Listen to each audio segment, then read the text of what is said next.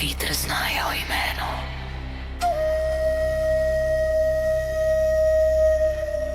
Horimír. Kámen mlčí dál.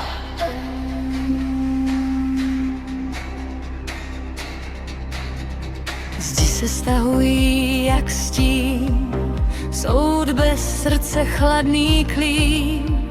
Za doly zničené v hněvu v žáru, za zlato stříbro čeká na popravu.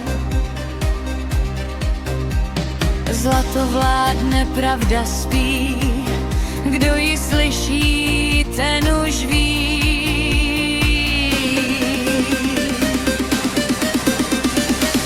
Poslední přání do ticha, naposled dýchat, naposled dýchat.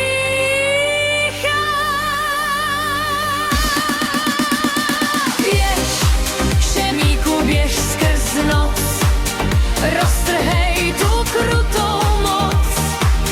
Z Vyšehradu, z vyšehradské skály,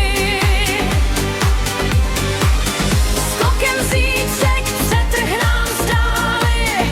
Z kraje skal se sestři podnout, svoboda chce k nebi sáhnout.